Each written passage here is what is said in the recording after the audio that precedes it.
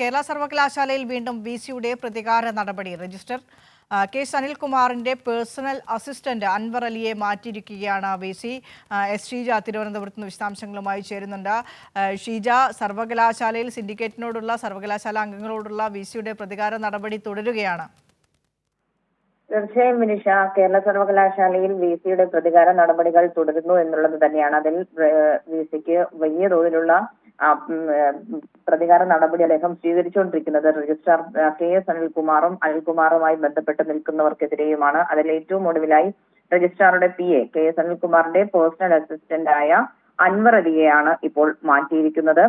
പകരം ചുമതല assistant registrar ആയിട്ടുള്ള JS വിതയ്ക്കാണ് നൽകിയിട്ടുള്ളത്.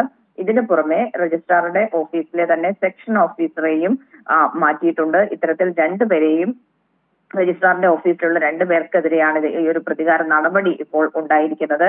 ഇത്തരത്തിൽ ഉള്ളൊരു നടപടിക്കെതിരെ വലിയ തോതിലുള്ള പ്രതിഷേധം ഇതിനകം തന്നെ കേരള സർവകലാശാലയിൽ ഉയർന്നു കഴിഞ്ഞിട്ടുണ്ട്. ജീവനക്കാരുടെ ഭാഗത്ത് നിന്ന് തന്നെ ഇപ്പോൾ വലിയ പ്രതിഷേധം ഇത്തരത്തിലുള്ള പ്രതികാര നടപടിക്കെതിരെ ഉയർന്നിരിക്കുന്ന ഒരു പശ്ചാത്തലം തന്നെയാണ്. ഏതായാലും ഇത്തരത്തിലുള്ള നടപടികൾ വിസിയുടെ ഭാഗത്ത് നിന്ന് തുടരുകയാണെങ്കിൽ ശക്തമായിട്ടുള്ള പ്രതിഷേധങ്ങളിലേക്കും പ്രക്ഷോഭങ്ങളിലേക്കും നീങ്ങുക എന്നുള്ളത് കൂടിയാണ് ഇപ്പോൾ ജീവനക്കാരടക്കം ആലോചിക്കുന്നത്.